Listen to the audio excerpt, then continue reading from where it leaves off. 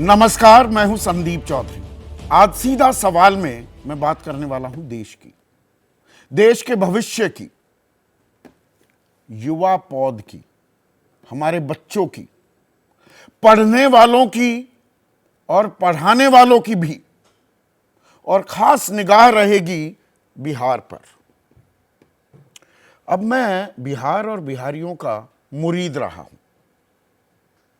और जब मैं कहता हूं कि मैं मुरीद हूं बिहारियों का, तो इस बात से भी इनकार नहीं करूंगा कि बहुत बार जलन भी होती है, ईर्ष्या भी होती है और कोफ्त भी होती है बिहारियों को देखकर, उनकी ब्रेन पावर को देखकर। जहां देखो वहां Bihari, IAS, IPS, IIT, NEET का इम्तिहान हो, मीडिया, मतलब हर जगह बिहारियों ने परचम लहरा रखा है, डंका बज रहा है उनका। तो उसी बिहार के बारे में अगर मैं आपको यह बताऊं कि बिहार का जो युवा है, हम लगातार यह बताते तो नहीं थकते हैं कि देश की 65% आबादी 35 साल से कम उम्र की है। इसे हम डेमोग्राफिक डिविडेंड बताते हैं। लेकिन बिहार दरअसल देश का सबसे युवा प्रदेश है। 35 को भूल जाइए, 18 साल से कम उम्र की वहां पर जनसंख्या 40% है। 13 करोड़ बिहारी हैं, तो 5.25 करोड़ 18 साल से कम उम्र के हैं, यानी कि जो 12वीं तक पढ़ने की उम्र आप लगा लीजिए।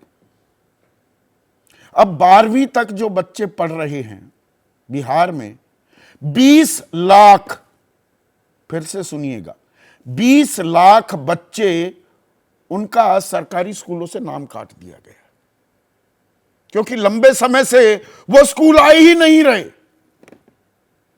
और इन 20 लाख में से 1.5 लाख बच्चे वो हैं जो 10वीं और 12वीं कक्षा में पढ़ते हैं, यानी कि बोर्ड के इम्तिहान देने वाले थे। अब उनके नाम काट दिए गए। इसमें समस्याएं बहुत हो सकती हैं।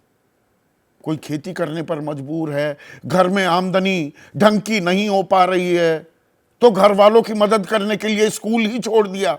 बहुत से बच्चे बिहार में क्या करते हैं कि प्राइवेट स्कूलों में भी दाखिला रखते हैं और बैकअप के तौर पर सरकारी स्कूलों में भी नाम दर्ज करा लेते हैं। शिक्षा व्यवस्था का अंदाजा आप बिहार का इस बात से लगा सकते हैं कि जो ट्यूशन पढ़ना भी आजकल एक शगल हो गया है ना, स्कूल में पढ़ते नहीं है, ट्यूशन लगवा दिया जाता है। 30% बच्चे ट्यूशन लेते हैं देश भर में, पर बिहार में यह तादाद 70% से भी ज्यादा की हो जाती है। पर 20 लाख का आंकड़ा, यह हैरान करने वाला भी है और परेशान करने वाला भी है।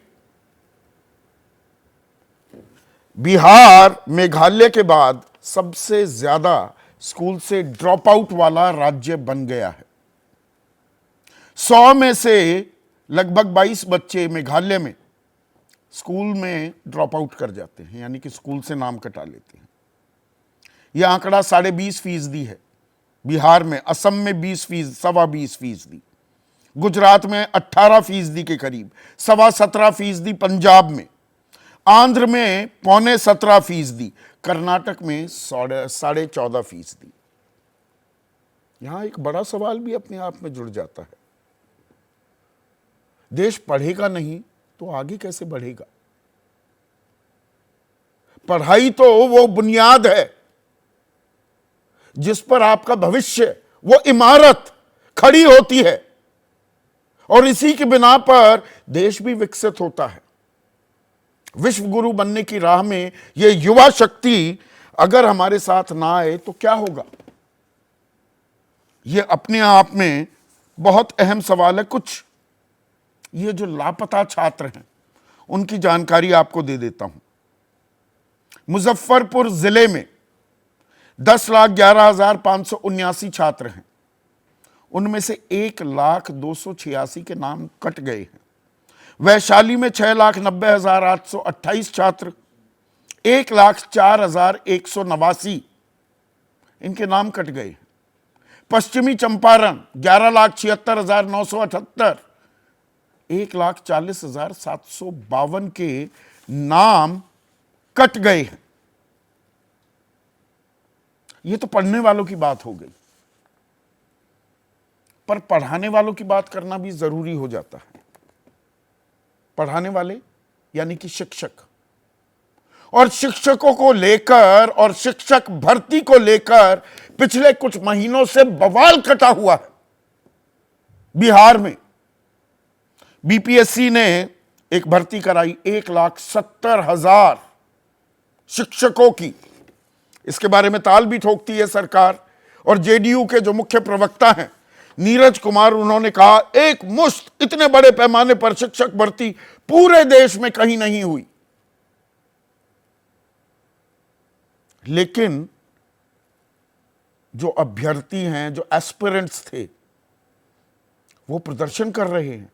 बहुत सारे सवाल पूछे जा रहे हैं, गड़बड़ घोटाले के, घपले के आरोप लग रहे हैं। पेपर लीक से लेकर अयोग्य जो एस्पिरेंट्स थे उनकी भर्ती की जा रही है। ऐसे गंभीर आरोप लगाए जा रहे हैं। बीपीएससी से जो सवाल जवाब किए गए हैं, कट ऑफ से अधिक नंबर फिर भी सिलेक्शन क्यों नहीं? वो कहते हैं कि जी 10,000 से ज्यादा छात्र उनके दस्तावेज सत्यापन में अयोग्य पाए गए। सफल अभ्यर्थियों से अधिक नंबर हैं पर सिलेक्शन नहीं। कहा गया कि 4,800 छात्र भाषा के पेपर में अयोग्य साबित हुए। बीएड अभ्यर्थी को पीआरटी में सफल क्यों घोषित किया गया? 10,000 बीएड वाले डिप्लोमा धारक भी हैं, पर ये आंकड़े सार्वजनिक नहीं किए जाते। तो जीतन राम मांझी मुख्यमंत्री रह चुके हैं बिहार के, वो कह रहे हैं नियुक्ति घोटाला हो या ट्रांसफर पोस्टिंग घोटाला, ईडी की एंट्री होनी चाहिए। आजकल ईडी के छापेमारी की खबरें आम होती जा रही हैं। अब राजस्थान में आजकल ईडी बहुत सक्रिय हो गई है, वहां पर विधानसभा चुनाव हैं। मुख्यमंत्री के बेटे वैभव गहलोत पर ईडी घोटाले का आरोप लग रहा है, गोविंद सिंह डोटासरा पर, वो अलहदा मुद्दा है। विजय सिन्हा कहते हैं कि उप मुख्यमंत्री और उनके बड़े भाई की शिक्षा से ज्यादा किसी को पढ़ने का हक नहीं। यह हिटिंग बिलो द बेल्ट हो रहा है, पर राजनीतिक आरोप हैं, और इन्हीं आरोपों में पढ़ने वाले और पढ़ाने वाले फंसे हुए हैं क्या? आगे कुआं पीछे खाई वाला काम हो रहा है क्या? और यह उस राज्य में जो देश की ब्रेन पावर माना जाता है, और यह हिंदी पट्टी में, सिर्फ बिहार की बात नहीं, बीमारू राज्य जो हैं, वो राजस्थान हो, मध्य प्रदेश हो, छत्तीसगढ़ हो, बिहार तो उसमें आता ही है, उत्तर प्रदेश, दक्षिण भारत में पढ़ाई का स्तर बेहतर क्यों है, और हम इसे बेहतर हिंदी पट्टी वाले क्यों नहीं कर पा रहे? कहने को शिक्षा का बजट बढ़ा दिया जाता है, पर उसका हासिल क्या है?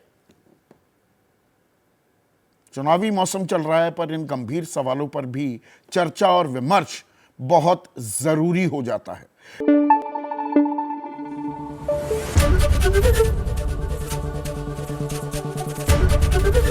एबीपी न्यूज आपको रखे आगे।